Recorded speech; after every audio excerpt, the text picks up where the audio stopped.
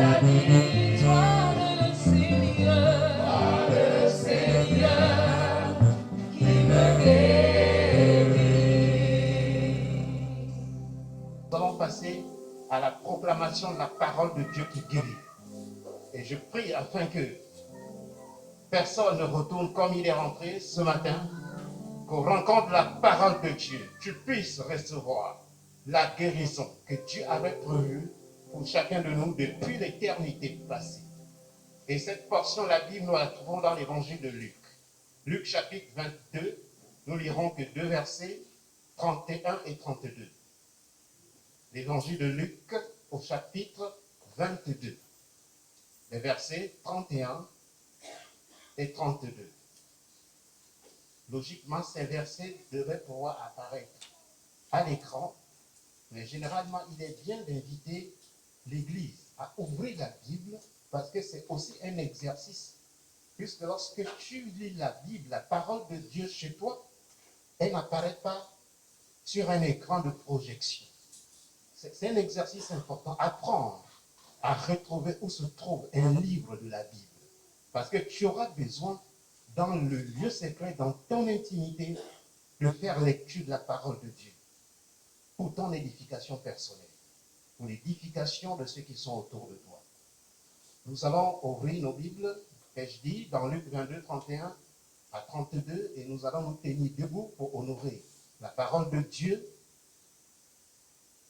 La station debout, c'est une station de respect. J'ai souvent pris pour exemple, lorsque l'officier d'état civil rentre en salle de mariage, lorsqu'il fait lecture des articles du Code civil, il demande qu'on se lève. Ça, c'est la loi des hommes. Et là, c'est la loi de Dieu. Elle mérite plus de considération que la loi des hommes. Même quand ton chef rentre dans ton bureau, il ne peut pas être debout et toi, tu es assis. Tu es obligé de te lever. Tout ça, ce sont des signes de respect. Mais attention, le monde a copié ça de la discipline biblique. Luc 22, 31 à 32. Donc, c'est des habitudes qu'il faut acquérir. Le Seigneur dit, Simon, Simon, Satan vous a réclamé pour vous cribler comme le froment. Moi, j'ai prié pour toi, afin que ta foi ne défaille point. Et toi, quand tu seras affermi, converti, averti, affermi tes frères. Je reprends, il n'y a que 2 versets à lire. Le Seigneur dit, Simon, Simon, Satan vous a réclamé pour vous cribler comme le froment. Mais j'ai prié pour toi, afin que ta foi ne défaille point. Et toi, quand tu seras converti, affermis tes frères. Que Dieu bénisse sa parole. J'ai donné un titre à ce message qui ne sera pas très long. Le titre, c'est « Attention aux réclamations sataniques ». Fais attention aux réclamations sataniques. Dans l'histoire que nous venons de lire, le diable n'était pas sa première tentative. Depuis que le diable est diable, il a toujours réclamé les enfants de Dieu. Le diable a cette particularité de réclamer même ce qui ne lui appartient pas. Les apôtres ne lui appartenaient pas, ils appartenaient au Seigneur. C'étaient les disciples de Jésus. C'étaient des personnes qu'il s'était personnellement lui-même choisi pour l'assister dans l'exercice de son ministère terrestre. Voilà maintenant, un matin, Jésus-Christ dit, Simon, Simon, 2 fois. Ça veut dire qu'il insiste.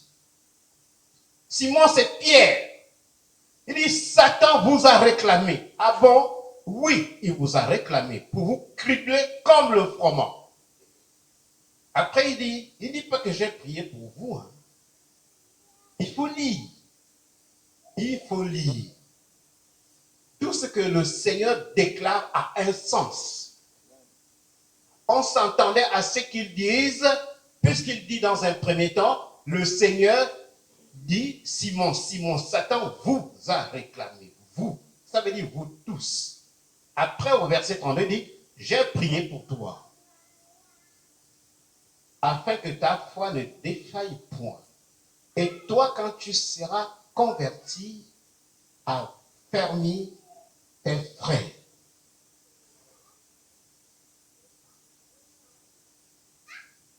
C'est implacable ce que le Seigneur dit. Tu ne peux pas remplacer un vous par un nous, ou bien par tu, ou bien tu ne peux rien. Tu peux aller dans toutes les versions de la Bible que tu veux. Tu peux faire un jeûne de 40 jours et 40 nuits. Ça là, on n'a pas besoin de chercher loin. Il a dit, Simon, Simon, Satan vous a réclamé pour vous crier comme le froment. J'ai prié pour toi. Ah bon? Oui, pour toi. Mais pourquoi pas pour nous? Non, pour toi. Quand tu seras converti, affermis tes frères. Converti ici, ce n'est pas la conversion dans le sens d'accepter Jésus-Christ. C'est la conversion dans le sens quand tu seras revenu de ton reniement. Parce que plus tard, Pierre va renier le Seigneur. Vous savez, la parole de Dieu est mystérieuse. Elle est profonde.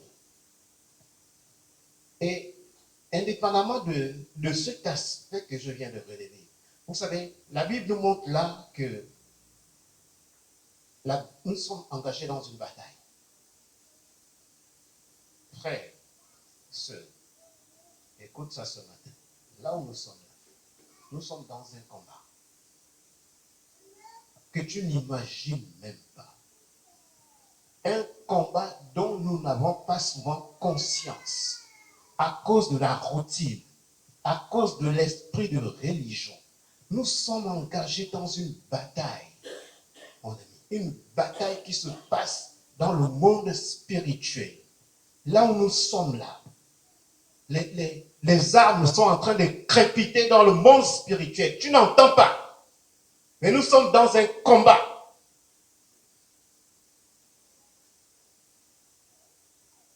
Les apôtres n'avaient pas conscience qu'ils avaient été réclamés par Satan.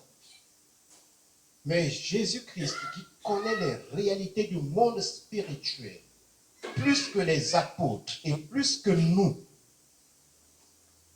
avertit les apôtres. Et mes amis, là où vous êtes assis, là où vous êtes imperturbable, là où vous êtes serein, là, vous ne savez pas que Satan vous a réclamé. Si les apôtres ne savaient pas, là où nous sommes là, nous ne savons pas non plus. Tu ne sais pas que tu as été l'objet de réclamations sataniques. Tu ne sais pas. Tu vois parfois simplement comment ta vie est en train de sombrer. Sombrer. Tu dis, mais je fais quoi? Tu fais tous les efforts nécessaires pour avancer. Tu as l'impression qu'il y a un courant qui te fait reculer. Tu dis, Seigneur, mais pourtant moi j'agis comme les autres. J'essaie un peu de m'investir comme les autres. Je fais des efforts comme les autres. Même l'école là, j'ai été comme les autres. Seigneur, je n'habite pas dans la boue, mais ma santé, Seigneur. Hey, je suis une belle femme, je n'arrive pas à trouver un mari. C'est légitime. Tu fais tout, tu fais la pédicure, tu fais la manicure, tu fais les, comment on appelle ça? Oh! Mais tu ne sais pas que tu es dans une bataille, dans le monde spirituel. Une bataille sans pitié, hein? Parce que le diable est sans pitié. S'il peut te détruire, il va te détruire. Le diable ne connaît pas la pitié. Et le diable n'a pas de limite. Et quel culot! Il réclame les apôtres du Seigneur, les apôtres qui s'est choisis dans le lieu secret depuis l'éternité passée, sachant qu'il avait un ministère terrestre à exercer pour le salut des hommes. Ces gens ont été choisis avant la fondation du monde pour assister le Seigneur dans son ministère terrestre. Mais voici à quel niveau le diable pousse son culot de réclamer les serviteurs de Jésus-Christ. Il dit, Simon, Simon, le diable vous a réclamé. Mon ami, s'il a osé avec les apôtres, c'est qu'il peut te réclamer aussi. On est dans un combat. Ne sois pas discret. Ne sois pas discret. Sinon, même les choses de l'église là vont créer dans ton cœur l'amertume. Que l'église là, depuis qu'on me dit les choses, que Dieu combat pour nous, qu'il y a ceci, il y a cela, je ne vois rien, ma vie tourne en rond. Tu changes d'église, tu changes de pasteur, on t'impose les mains, on te met l'huile d'onction, on a tout mis, rien. Fatigué, chargé, sur le point de jeter l'éponge. Mais tu ne sais pas que tu fais l'objet de réclamations sataniques. Attention à ça, mon ami. Ouvre tes oreilles ce matin. Il y a des situations, même dans les familles, tu te dis, mon Dieu, pourquoi toute la famille a sombré comme ça? Tel aurait pu, on peut comprendre, mais tel autre aussi a sombré, tel autre aussi a sombré, mais tel autre aussi. Il y a des choses comme ça, tu vois ça à l'œil nu, hein? Que tu le veuilles ou non. Vous savez, n'ignorez pas les réalités du monde spirituel. Le monde dans lequel nous sommes là n'est pas composé que des choses qu'on voit avec des réalités physiques. Il y a toute une dimension spirituelle qui parfois échappe aux hommes. Oh, c'est mon oncle qui m'a mangé. C'est ma mère qui fait en sorte que je ne puisse pas réussir dans la vie. Mais ta mère t'a quand même accouché, elle aurait pu t'avorter. Ta mère n'est pour rien. Laisse ta mère tranquille. Laisse ton oncle tranquille. Laisse ton grand-père tranquille. La bataille se passe avec des entités invisibles. Et ce combat se gagne dans le monde spirituel. Il ne se gagne pas en pointant du doigt les grands-pères. On t'a menti. Voilà pourquoi nous ne voulons jamais voir les féticheurs. Si un pasteur te montre que c'est ton grand-père ou ta grand-mère ou ta mère qui te mange, il s'est trompé de vocation. La Bible dit nous n'avons pas à lutter contre la chair et le sang, on a à lutter contre les esprits méchants dans les lieux célestes. C'est des divisions qu'on crée dans les familles pour rien. L'Église a apporté beaucoup de divisions dans les familles. Oh non, non, ça c'est pas ton mari. Le mari que toi là, c'est un démon. Qui t'a dit que c'est un démon? La femme là est investie dans un travail spirituel pour que son mari puisse sortir des pièges du diable. Mais qui t'a dit que c'est un démon? C'est pas un démon. C'est un homme créé à l'image de Dieu qui a besoin d'être libéré de l'emprise. C'est ça la mission des chrétiens. Vous savez, je m'adresse également, et je dirais aussi bien aux anciens qu'aux nouveaux. Tu sais, on peut t'adresser une invitation le matin, ou plutôt le lendemain, la veille.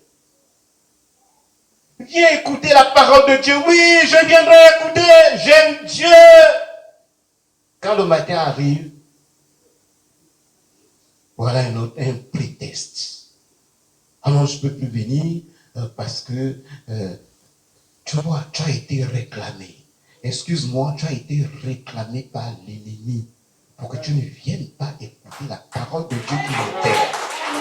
Tu as fait l'objet d'une réclamation, mon ami. Voilà pourquoi pourquoi ces choses-là ne se passent pas que dans le monde physique. Ça se passe d'abord dans le monde spirituel. Et celui qui invite une personne et la personne qui est invitée, tous les deux doivent être dans la prière pour que la volonté de Dieu s'accomplisse. Sinon, vous allez voir, oh non, non, non, là j'ai reçu maintenant les parents qui sont venus me voir dimanche. Mais mon Dieu, les parents là ne savent pas que tu es chrétien et que les chrétiens ne les visitent pas dimanche parce qu'ils doivent être à l'église. Tu as ta faute aussi là-dedans. Parce que tes parents ne te prennent pas pour un chrétien. Ils se disent, ça c'est un faux chrétien, on peut aller danser les launes avec lui dimanche matin. Bon, j'ai rien contre les launes. Moi, quand je lis ça, je suis interpellé. Que Jésus-Christ, notre Seigneur, qui connaît les réalités du monde physique et du monde spirituel, un matin dise aux apôtres, il s'adresse particulièrement à Simon, Pierre. Simon, Simon, Satan vous a réclamé pour vous cribler. Vous savez ce que c'est cribler? Cribler comme du froment, cribler comme du blé. Allez-y lire toutes les versions de la Bible, vous saurez ce que c'est être criblé. Peut-être que les militaires qui sont là penseront aussi à quelqu'un qui a été criblé de balles. C'est un spectacle de guerre. Satan vous a réclamé pour vous cribler, mais j'ai prié pour toi. Le yo-yo parfois que tu fais là, entre les choses sacrées et les choses profanes. Un coup tu es attiré par l'église, un coup tu es attiré par le monde. C'est le résultat de la bataille qui se passe dans le monde spirituel. Mais mon ami, confie-toi à Jésus qui priera pour toi afin que la bataille tourne en ta faveur. Parce que l'ennemi ne te laissera pas tranquille. Il ne te laissera pas tranquille. J'ai été établi pour te mettre en garde ce matin qu'il y a une bataille autour de toi. Une guerre qui fait rage. Avec toutes les armes de destruction massive que l'ennemi va mettre en œuvre pour te ramener dans ta situation antérieure. Et ce n'est pas une situation nouvelle. Le diable a toujours procédé ainsi. Quand le peuple de Dieu est sorti d'Égypte sous la direction de Moïse, parce qu'ils étaient sous la servitude des Égyptiens et de Pharaon. Ils sont sortis. C'était un ordre divin. C'était une mission prophétique et divine dont Moïse était le porte-flambeau. Mais Pharaon n'a pas voulu laisser partir les enfants de Dieu. Hein? Pour ceux qui lisent la Bible, vous savez de quoi je parle. Il a mis en œuvre tous les moyens sophistiqués. C'est-à-dire les chars les plus sophistiqués pour poursuivre le peuple qui pourtant ne lui appartenait pas jusque dans la mer Rouge. Ça veut dire que le diable ne va jamais renoncer. La seule alternative, c'est que tu dois te mettre sous le roc qu'est Jésus-Christ. Il, lui, ne renoncera pas à te réclamer. Vous allez voir des gens, quelqu'un, tu dis, mais mon Dieu, ce frère-là, il était avancé dans les choses de Dieu. Après tout d'un coup, tu le vois, il est froid. Froid. Froid. Absentéiste. Rebelle. Abonné au murmure. Mais qu'est-ce qui se passe? Il a été réclamé par le diable. C'est tout. Vous montez, vous descendez. Ça, c'est l'œuvre du diable pour empêcher quelqu'un d'exprimer sa ferveur, son engagement pour le Seigneur. Ayez le discernement de ces choses-là, les amis. Si tu vois que ta vie de prière en train de sombrer, toi-même tu sais, même là où tu es là, Tu sais si tu as prié ce matin. Là où tu es là, si tu sais si tu as prié cette nuit. Là où tu es là, toi-même tu sais si tu as prié hier. Je n'ai pas besoin d'accuser qui que ce soit. Moi, j'ai aussi mon domaine d'intimité avec mon Dieu. Et je m'occupe de ça. C'est vrai, j'ai la responsabilité et je le fais devant le Seigneur. Je peux lever la main de vous recommander à Dieu. Et tous les jours, je le fais. Mais toi, est-ce que tu es conscient que ta vie de prière est fervente? Parce qu'il y a des moments où on prie beaucoup et des moments où on est comme en train de se noyer. Ta vie de prière est devenue froide. Mon Dieu, il faut brandir le bâton pour que les gens puissent faire des cultes de maison à 2 ou 3. C'est lamentable. Le désir d'être dans la présence de Dieu, loin du regard du pasteur, loin du regard des autres, parce que tu as ton histoire personnelle avec Dieu, qui ne concerne pas le frère, qui ne concerne pas la sœur. Ça devait être pour toi une raison de vivre. Là où tu peux dire à Dieu que tu ne peux pas dire ici. Si je dis là que prie là, tu ne diras pas que Seigneur, là où tu me vois là, je vole l'argent au marché. Mais c'est dans l'intimité que tu livres ton cœur à Dieu. Que Seigneur, là où tu me vois là, je suis un voleur. Là où tu me vois là, je suis un menteur. Là où tu me vois là, Seigneur, viens à mon secours.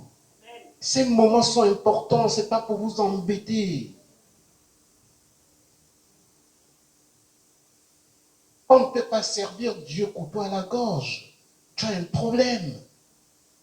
Tu as un souci. La Bible dit, tel peut planter, tel autre peut arroser, mais c'est Dieu qui fait croître. Mon rôle, si ce n'est pas de planter, c'est d'arroser. Je ne peux pas faire croître. C'est toi dans le lieu secret que Dieu te fera croître. Parce qu'au départ, tu as accepté que Dieu confie la responsabilité à quelqu'un de te rappeler qu'est-ce que tu dois faire en tant qu'enfant de Dieu. Jésus-Christ a dit à Pierre que quand tu seras revenu de là où tu es parti, tu fais quoi? Affermi? Il y a des gens qui refusent l'affermissement, peut-être parce que c'est des faux frères.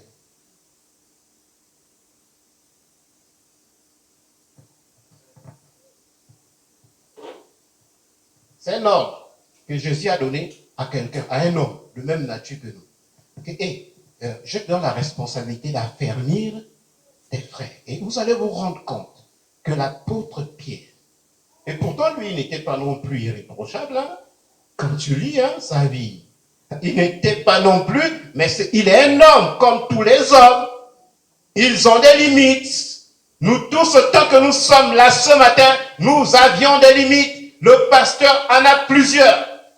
Mais Dieu utilise ces hommes limités pour les rendre illimités dans la vision que Dieu les confie. C'est ça. Tu penses que tu vas trouver sur la terre un homme infaillible de quel côté? C'est la raison pour laquelle on change de ministère, on change d'église. On a le pasteur là. Quand on va là-bas, on trouve même que c'est pire que là où on était. On va encore là-bas, on trouve même encore que c'est pire. Pourquoi? Parce que tu n'as pas intégré le paramètre selon lequel ce sont des hommes qui ont des limites.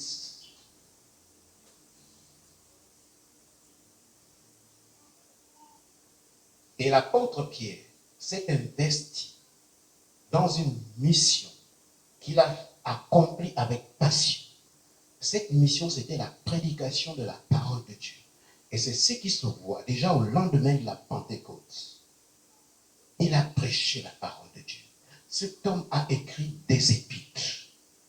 Cet homme s'est dirigé, je crois que c'est avec la bénédiction, comme le porte-flambeau des apôtres. Et cet homme a exercé la discipline. Les amis qui sont réfractaires à la discipline, là, on ne l'enlèvera pas. Elle va demeurer. C'est toi qui dois changer ou partir. Vous savez ce qui s'est passé avec l'apôtre Pierre? Avec Ananias et Saphira? Il avait le micro, l'apôtre Pierre. Lorsqu'Ananias et Saphira, un couple, ont commencé à jongler avec les offrandes,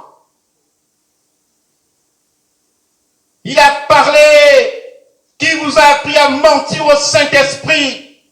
Le mari est mort sur place. C'est dans la Bible. Quand sa femme est rentrée, il a posé la question à la femme, que pourquoi Satan a rempli vos cœurs, en la questionnant sur la question des offrandes. La femme aussi est morte sur place. Il a dit à la femme, voici ceux qui vont enterrer ton mari sont en train de partir. Oh, il n'avait pas pitié des gens, l'homme là. Il avait pitié. C'était un homme plein de compassion. Il n'y a pas plus grande compassion que lorsqu'un homme se tient devant vous pour vous annoncer la vie éternelle, pour vous annoncer les choses de Dieu. Vous savez, même lorsqu'on disait, où passeras-tu l'éternité? Peut-être qu'il y en a qui n'ont pas compris. Mais l'éternité a deux dimensions. Il y a l'éternité dans la présence de Dieu, il y a l'éternité en enfer. Pour moi, ça allait de soi. Et j'ose espérer que vous avez compris ça comme ça. Vous voyez le niveau de discipline exercé par l'apôtre Pierre à l'endroit d'Ananias et Saphira. Ça s'appelle la discipline. Il n'y a pas un autre nom. Parce que les choses de Dieu, ce n'est pas pour s'amuser avec. Où est passée la ferveur que tu avais dans les choses de Dieu? Il y a beaucoup qui ont tout perdu. Ils étaient fervents. Même quand il lit la Bible, même quand tu lis la parole de Dieu, on peut détecter si tu as de la ferveur. Ça se voit. Tu dois dire, non, tu dois lire avec autorité, tu dois lire avec conviction, tu dois lire avec respect pour la parole de Dieu sacrée. La Bible dit que Dieu ne nous a pas donné un esprit de timidité, mais un esprit de force. Simon, Satan vous a demandé afin de vous cribler comme on crible le blé. Ça veut dire quoi? Que Satan veut vous tenter, il veut vous troubler, il veut vous effrayer, il veut vous détruire. Mais moi j'ai prié pour toi afin que tu ne perdes point la foi. Et plus tard, l'apôtre Paul va dire, l'apôtre Pierre plutôt, soyez sobre. Le même apôtre à qui Jésus-Christ a dit, quand tu seras converti, affermis tes frères. Il va dire dans l'un de ses livres, il dit, soyez sobre, veillez. Votre adversaire, le diable, rôde comme un lion rugissant, cherchant qui il dévorera. Veillez. Ça veut dire que c'est toi qui dois veiller. Dieu va prier pour toi. Jésus-Christ prie pour toi. Le pasteur te garde dans les prières qu'il prononce à Dieu tous les jours. Mais tu as la responsabilité, toi également, de veiller. Il est écrit, soyez sobres, veillez. Votre adversaire, le diable, rôde comme un lion rugissant, cherchant qui il dévorera. Vous avez déjà vu le corps d'un homme sur la route là-bas, il ne reste plus que les os, machin, et la tête, qu'il y a un lion qui s'appelle le diable qui l'a dévoré. Non, ça n'existe pas. Quand il parle de dévorer, là, c'est dévorer dans le monde spirituel. Les gens qui étaient contents en cachis, ou bien les gens qui étaient en... Mais, non, l'église là, c'est pas bien, oh, je m'en vais. Mais tu as été réclamé par le diable, mon ami. Parce que c'est des décisions qu'on ne prend pas à la légère.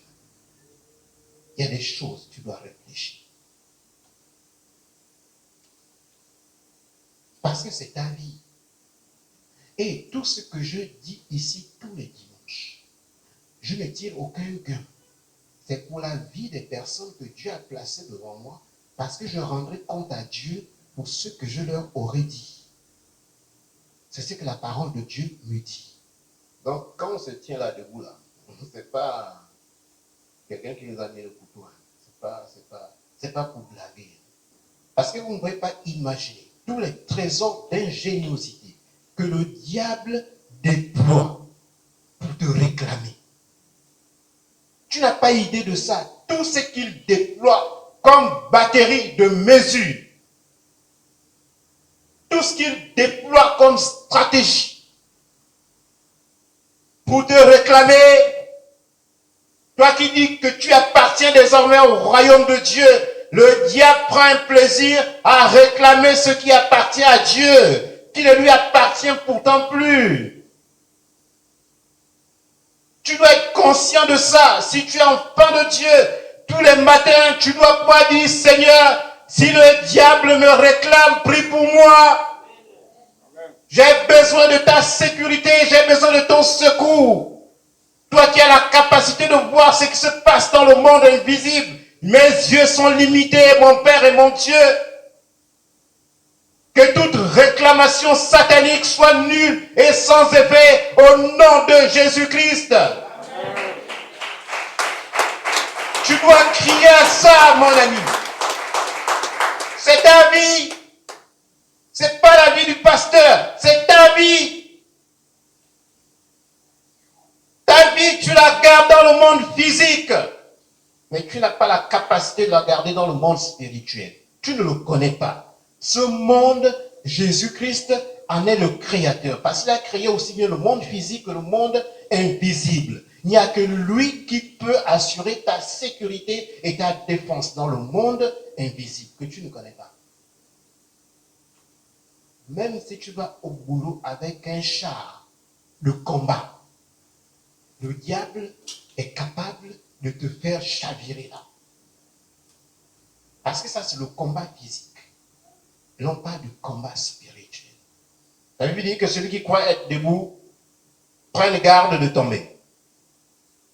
Nous avons été rachetés à un grand prix pour devenir des esclaves volontaires de Jésus-Christ et non plus des esclaves obligés du diable. Je reprends. Nous avons été rachetés pour devenir des esclaves volontaires. Et là, nous sommes là. Moi qui me tiens ici tous les dimanches là, je suis un esclave. Mais esclave volontaire de Dieu, de Jésus-Christ.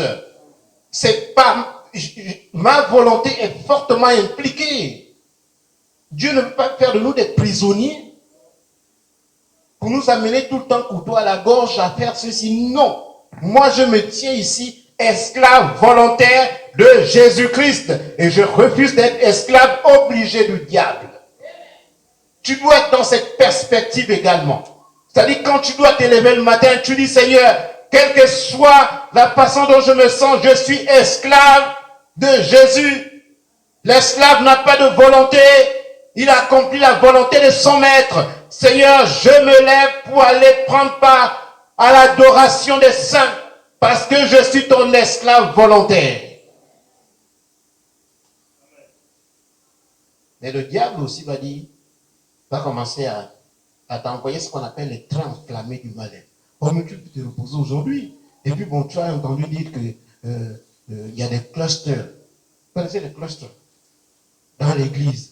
C'est-à-dire des foyers de contamination. Mais tu sais aussi que le pasteur là, il va encore te blâmer là. Non, mais ne pars pas. Mais est-ce que c'est lui qui te nourrit? Oh non, mais tu sais que ça c'est le diable qui est en train de te bombarder dans un combat sans pitié. Et tu vas commencer à capituler, mon ami. Parce que tu ne discernes pas. Discerne ça. Le Saint-Esprit nous a été donné pour ça. Pas pour tomber dans les églises. C'est du folklore, ça. Depuis que les gens tombent dans les églises, vous voyez, les choses ont changé ici au Gabon. Aucun réveil spirituel. Moi, j'ai connu le réveil de Béthanie dans les années 80. C'était feu et flamme. Nous, là, on ne pouvait pas ne pas aller à l'église à cause des taxis. Taxi de quoi? Tu parcours des kilomètres et des kilomètres pour aller écouter Charles Talingano en train de prêcher la parole de Dieu. En train d'aller écouter Yves Gravet. Oh non, là, je n'ai pas l'argent du taxi pour aller à l'église. Mais quel taxi? Ton cœur n'y est pas. Le taxi n'a rien à voir. Tu mens. Tu vas sonder ton cœur. Tu vas te rendre compte que dans la semaine, tu auras l'argent du taxi pour aller quelque part. Mais tu n'as pas eu la volonté d'en trouver pour venir à l'église. Et Dieu voit ton cœur. Parce qu'on n'a pas affaire qu'aux hommes, on a affaire à Dieu aussi là. Dieu te voit. Que tu es en train de mentir. Attachons-nous à la capacité de celui qui a la possibilité de voir ce que nous ne voyons pas. S'il vous plaît, par les compassions de Jésus-Christ. J'avais aimé encore une question d'une seule. Vous savez, le diable a réclamé d'abord la santé de Job. Quand vous lisez le livre de Job, ce n'est pas Dieu. Lisez la Bible, ce n'est pas Dieu. C'est le diable. Il a réclamé la santé de Job. Ensuite, il a réclamé les biens de Job. Vous savez que Job a perdu tout ce qu'il avait comme bien. Il a même poussé le bouchon. Il a réclamé la famille de Job pour bousculer Job dans sa foi. Mais Dieu avait placé une limite. Parce que si Dieu n'avait... Et Dieu le dit clairement à Satan, parce que c'est écrit noir sur blanc, que ne touche pas à la vie de mon serviteur. C'est écrit. Dieu a établi une limite. Et quand Dieu parle, Satan ne prononce aucun mot. Il se tait et il applique ce que Dieu dit. C'est ça, le Dieu que nous prions ici. C'était juste pour éprouver Job. Pour amener Job à maudire Dieu. Tout ça, c'est écrit dans le livre de Job. Le tout premier verset. Mais Job n'a pas maudit Dieu. Il est resté dans l'intégrité. Le diable peut réclamer beaucoup de choses, mais ne sois pas agité. Ne perds pas la foi. Ne perds pas la foi. Si le diable a réclamé ta santé, tu te rends compte que chaque jour, ta santé est défaillante. Si je devais en tenir compte, je ne viendrai plus prêcher ici. Si tu te rends chaque jour que peut-être tes finances, peut-être ta vie de famille, c'est un calvaire. Peut-être que le diable a réclamé un être cher dans ta vie et tu ne te rétablis pas.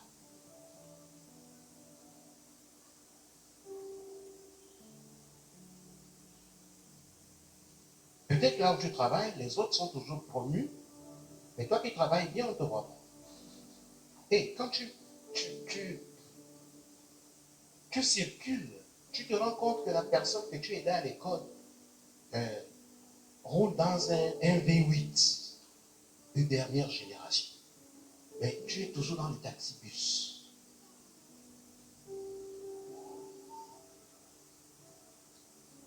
Ne perds pas la foi.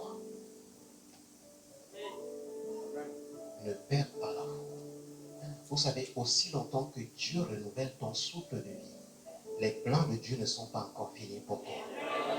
Dès que tu te lèves, si tu vois que tu respires encore, sache que Dieu a encore quelque chose pour toi qui s'accomplit.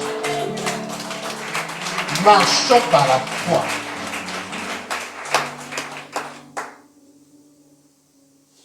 C'est ça, moi, ma vie, c'est comme ça. Je ne vous parle pas des choses qu'on parle à la télé, les pasteurs et tout, des choses qui n'ont pas expérimenté. Moi, je parle des choses que j'ai expérimentées dans ma propre vie.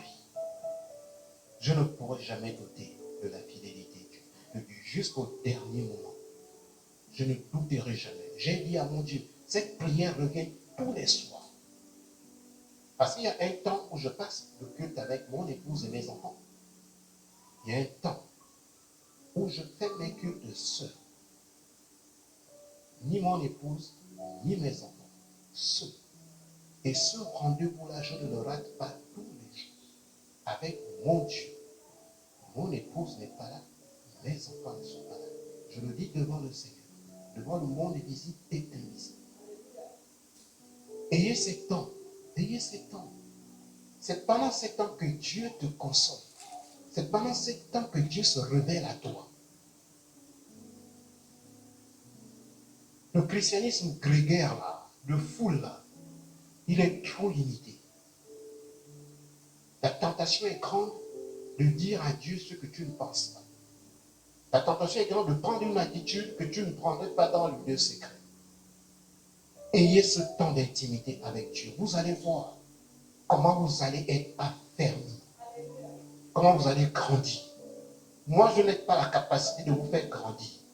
Ce que je peux faire, c'est de vous inciter, de vous recommander à passer du temps dans la présence de Dieu. Et Dieu se chargera de vous faire croître.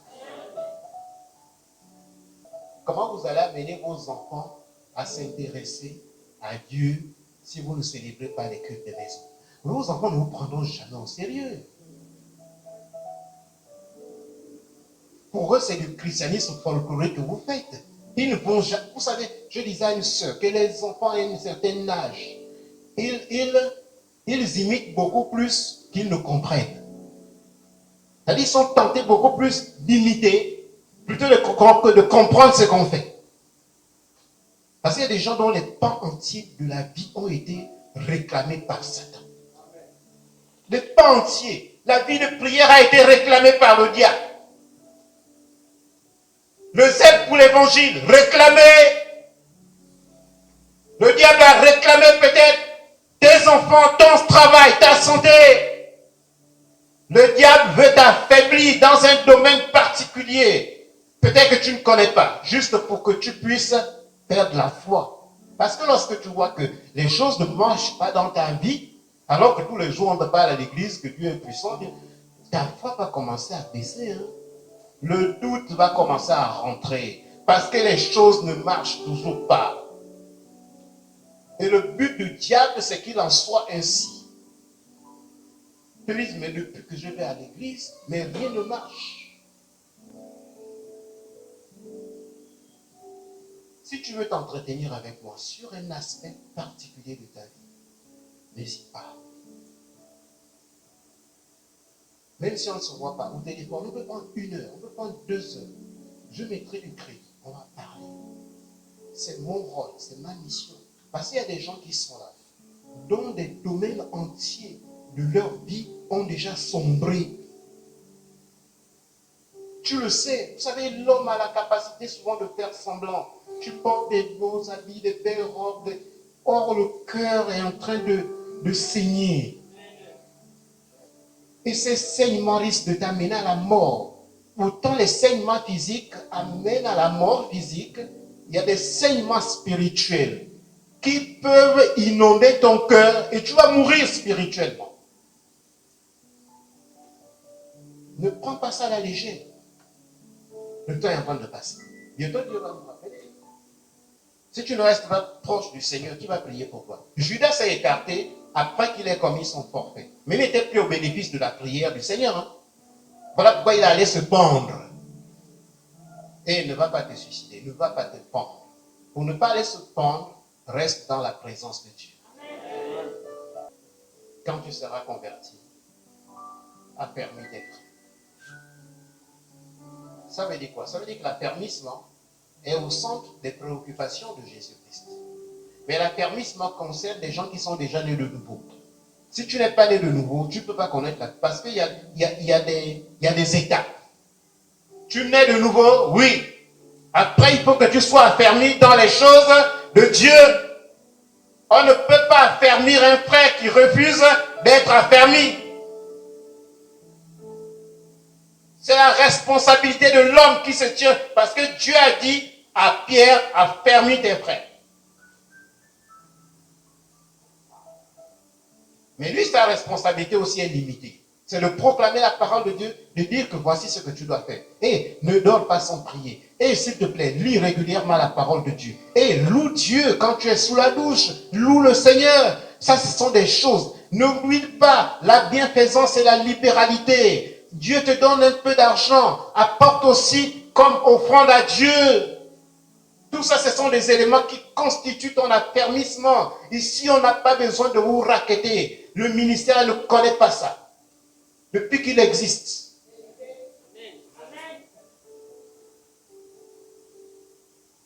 Je disais à mon épouse qu'on pouvait même supprimer même les histoires des offrandes. Mais comme c'est un élément sacré du culte chrétien, j'ai tout le respect pour la phase des offrandes.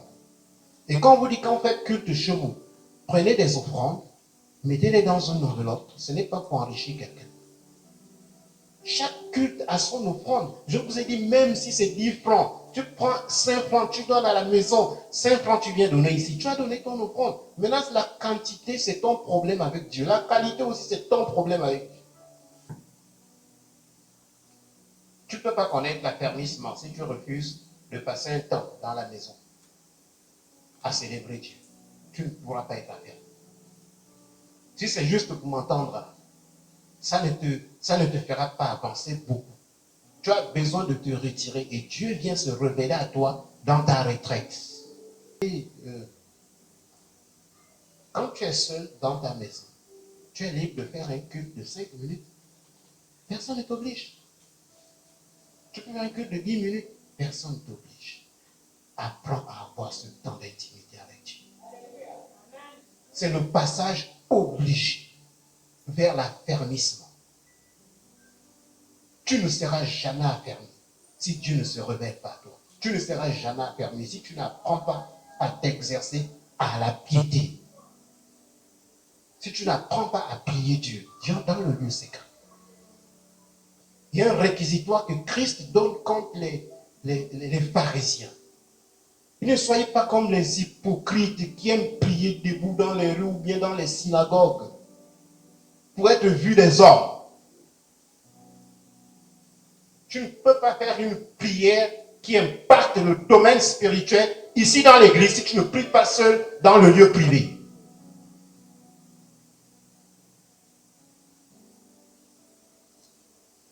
Et il dit que si tu veux prier ton Père, rentre dans le lieu secret, parle-lui. Et lui qui connaît toutes choses, t'écoute dans le lieu secret là. Amen. Amen. Amen. Amen. Alléluia. Amen. Je vais dire un verset, puis on va s'arrêter là. C'est dans Hébreux 12, verset 13. Non, 5, verset 12 à 13. Je vais lire dans la version parole vivante et vous allez écouter. C'est Hébreux 5, verset 12 et verset 13. Version parole vivante. Je vais lire. Vous n'avez pas la version parole vivante sous vos yeux. Vous notez juste le verset et vous écoutez ce que Dieu dit. C'est un homme de Dieu qui a traduit également la Bible au même titre que le docteur Louis II. Et lui s'appelle docteur Alfred Kiel, qui a traduit la Bible version parole vivante. Il dit ceci: dire que vous êtes convertis depuis tant d'années, dire que vous êtes convertis depuis tant d'années, il y a longtemps que vous devrez être en train d'en enseigner d'autres. Oh. Et pourtant, vous êtes encore à l'ABC de la révélation. Vous avez vous-même besoin de quelqu'un qui vous réapprenne les premiers rudiments des paroles de Dieu. Vous ne supportez que le lait, non la nourriture solide. Mais celui qui continue à vivre de lait montre par là qu'il est encore un enfant. Il n'est pas apte à saisir un enseignement relatif aux justes exigences de Dieu. Il n'a aucune expérience de ce qu'est une vie juste. C'est encore un bébé. C'est ce qui est écrit là. Je n'ai ajouté aucun mot, je n'ai retranché aucun. C'est la parole de Dieu, c'est la Bible. Vous êtes fatigué? Non. Vous voulez que je lise encore une portion de la Bible et puis on...